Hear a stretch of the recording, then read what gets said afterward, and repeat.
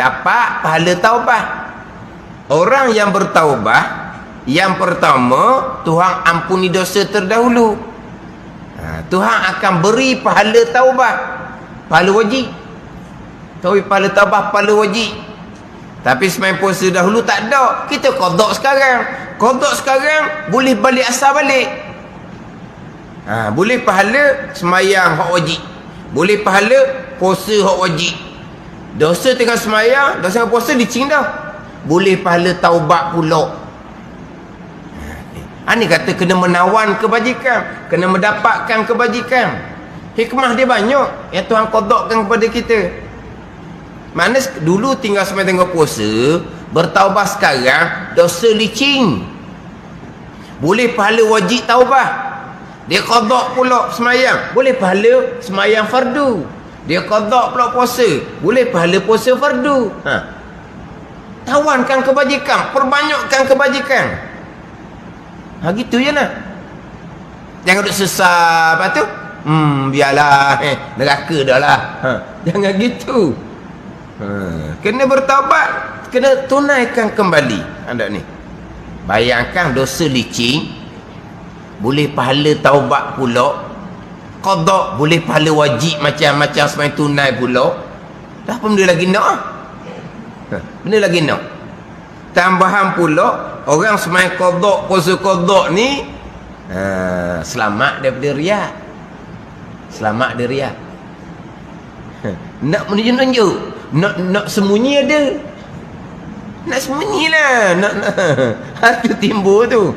Tarawih, saya nak qada subuh, boleh tak baca kunut? Sebab apa tu? Nak sembunyi. Nak sembunyi, bukan nak menunjuk. Malu, nak sembunyi. Lepas tu nak qada subuh saja. Dah zuhur asar maghrib isyak. Kata siang hari tu siang hari. Kau pandailah kata. Lepas tu kunut, kau pandailah. Kau pandailah nak tinggal kunut pun. Nak riak. Orang yang qada semai puasa ni hati penuh dengan keinsafan, penuh dengan kesyukuran. Dua tu je. Insaf satu, syukur satu. Syukur mana? Alhamdulillah, selesai satu, selesai satu, selesai satu. Tuhan panjang umur. Ada ni. Maknanya sampai masa hisab, di tempat semayang kosong tu ada semayang. Di tempat puasa Ramadan kosong tu ada. Dah sebab qada kemudian. Perbanyakkan. Mana biar cukup. Sebab apa? Tak mau jadi kosong. Dosa tak ada dah. Tapi tak maulah kosong. Memang dosa tak ada. Tapi tempat tu kosong. Sebab tu kena segera sesegeranya. Sebab kita mati bila-bila masa. Cukup dah bahagian kitanya. Anggaran kita berhenti. Ada kemungkinan tak cukup, perbanyakkan sembahyang sunat, perbanyakkan puasa sunat. 70 rakaat sembahyang sunat boleh tapung di tempat yang qada tak cukup, sekadar 1 rakaat. Perbanyak sangat-sangat. Sebab apa? Biar di tempat sembahyang fardu tu penuh dengan sembahyang. Ini akan menentukan darajah syurga. Dengan dia bertaubah, dia qada, tak ada dah neraka. Ini sebab dosa diampuni oleh Allah dalam perkara tinggal sembahyang tu lah. Hak dosa lain tu kira lain pula. Maka tinggal semua tak ada dah neraka. Tapi kalau tempat tu kosong, darajah syurga akan jadi rendah. Jadi perbanyakkan sembahyang sunat akan meninggikan darajah syurga. Gitu je lah. Jangan sesal saja. Tapi naklah dia kena menawan kebajikan, kena mendapatkan kebajikan. Sesal-sesal lah. Tinggal kefarduan, buat amal tapi amal tak betul, memanglah sesat. Buat amal betul comel tapi hati pula tak ikhlas, memang sesat. Lepas tu perbanyakkan amal kebajikan kemudian. Dan lawan tahawun. Tahawun ni bermudah-mudah. Dia dahulu dia datang dah terjemahan. Dahulu dicapu dahulu ni. Ada datangkan Arab, ada datangkan terjemahan dahulu. Mana 10 perkara dahulu?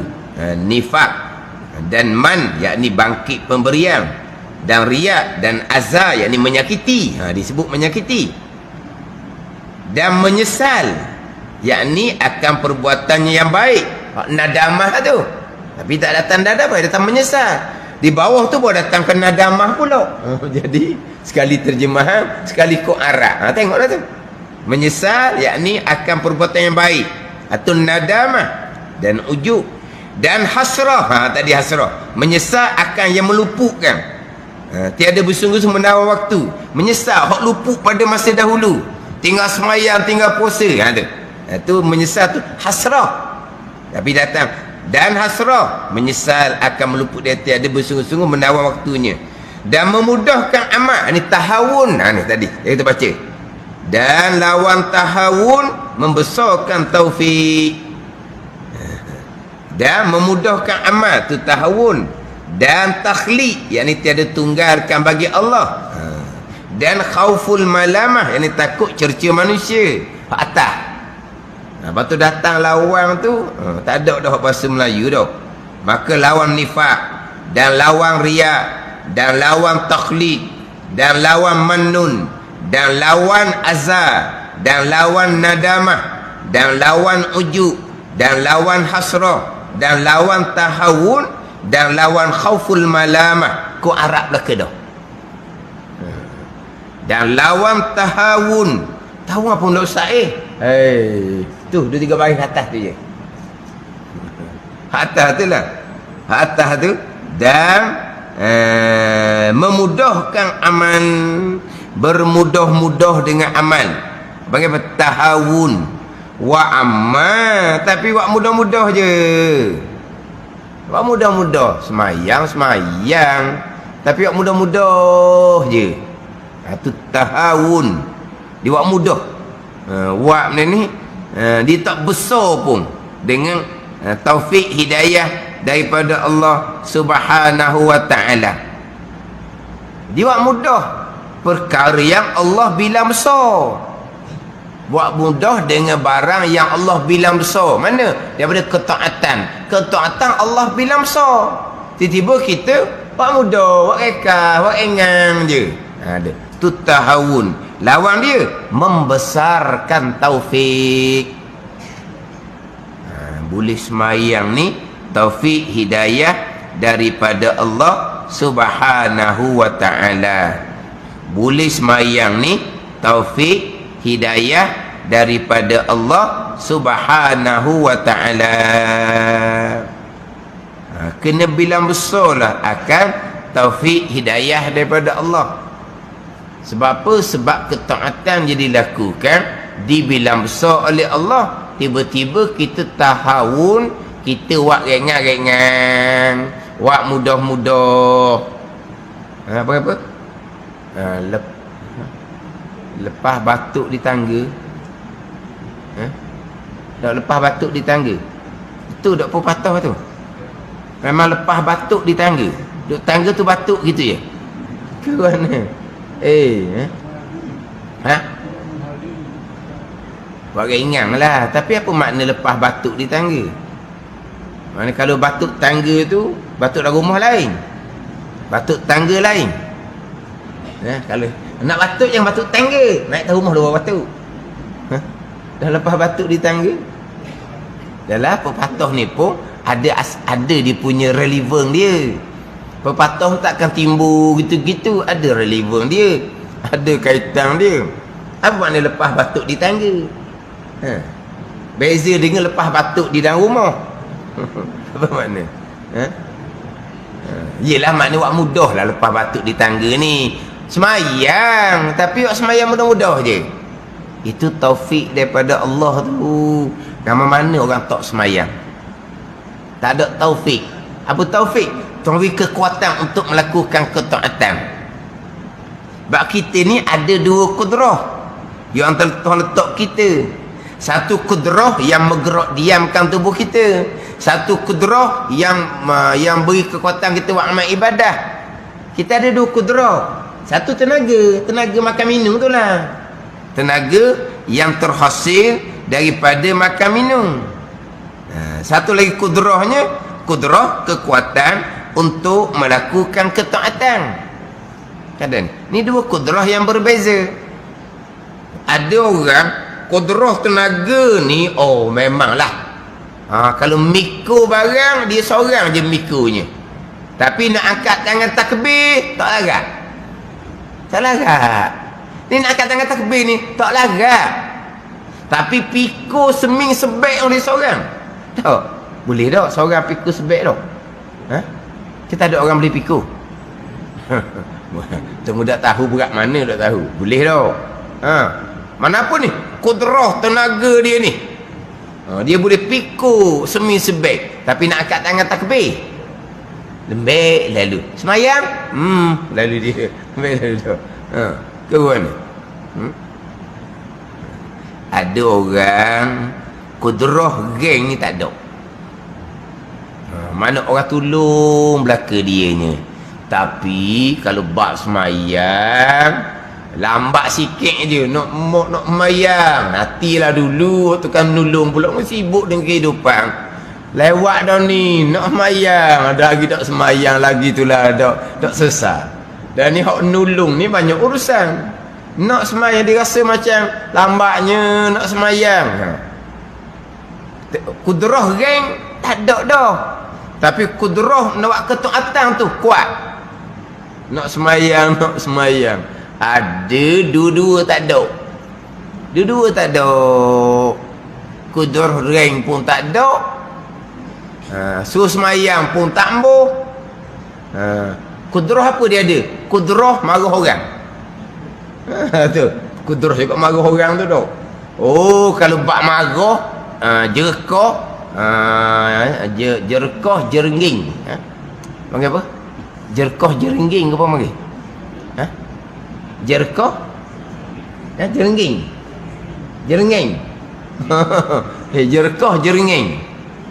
Betul. Oh, tu kuat tu.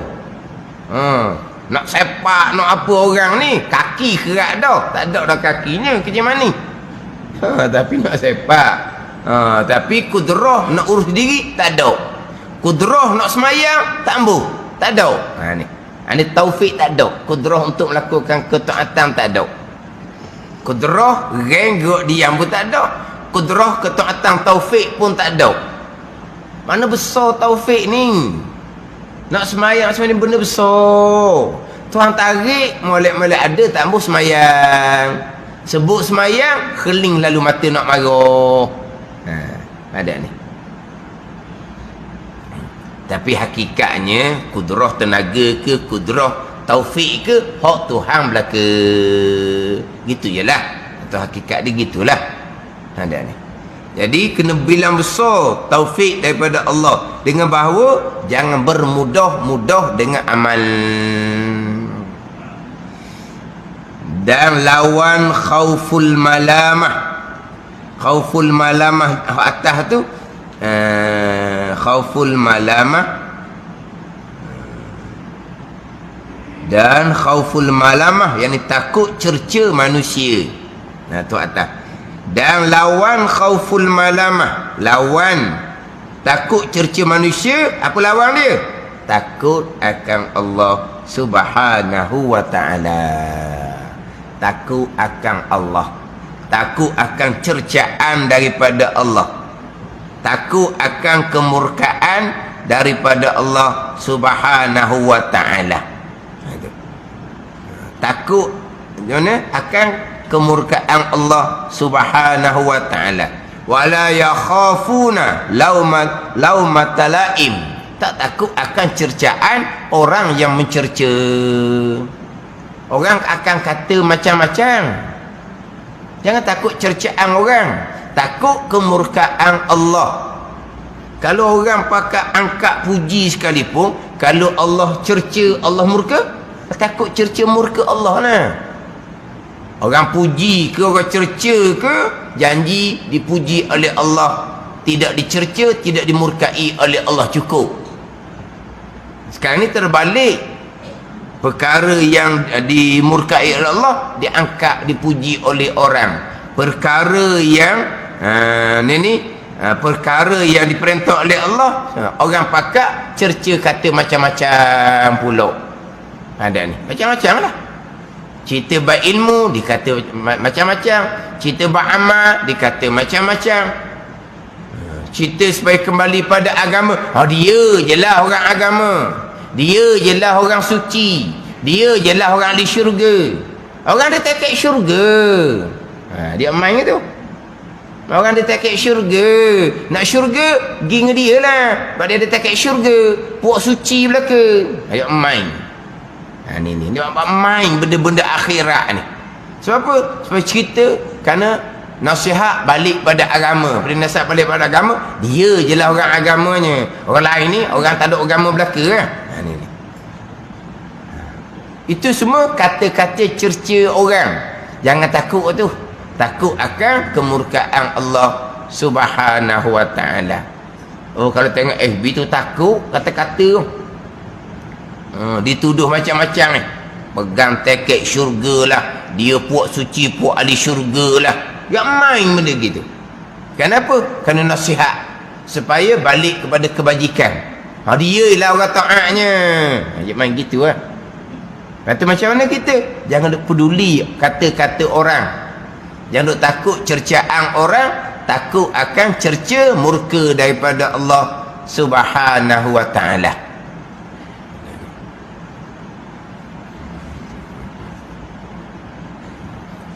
Dia biasalah gitulah. Perkara kebaikan, orang yang tak mahu kebaikan, dia kata macam-macam. Perkara kejahatan, orang yang taat, dia akan benci, dia akan marah, hati tak akan berkenan. Dia begitulah. Dia dua je kan. Baik, jahat, syurga, neraka. Dua ni tak akan capur. Dua ni tak akan capur.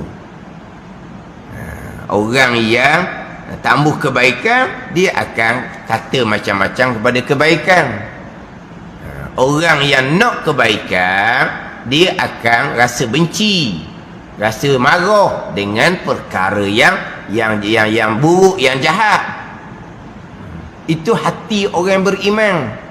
Benci di hati saja tu selama iman dah. Mulut tak bunyi. Sebab apa? Sebab Allah kita ni lah. Tapi hati benci, itu selama-lama iman dah tu. Hati benci. Dia gitulah orang yang nak kebaikan, orang beriman, hati dia benci akan kejahatan. Keluar mulut nasihat ke tidak, atas kekuatan dia lah pulaknya. Orang yang ahli maksiat, dia benci kepada kebaikan. Atau keluar mulut tak keluar mulut, tengok pada tahap dia lah. Kalau dia benci dah hati saja, mana kau dah tu? Ni dak keluar mulut, keluar di tulisan. Nampak dianya sebut kebaikan, dia akan cerca, dia akan memperolok-olokkan. Puak suci, puak ahli syurga, pegang teket syurga. Kenapa tu? Kerana cerita balik pada kebaikan. Dan dia pun memanglah orang yang seru pada kebaikan ni orang yang tidak maksum, banyak keburukan. Ada ni.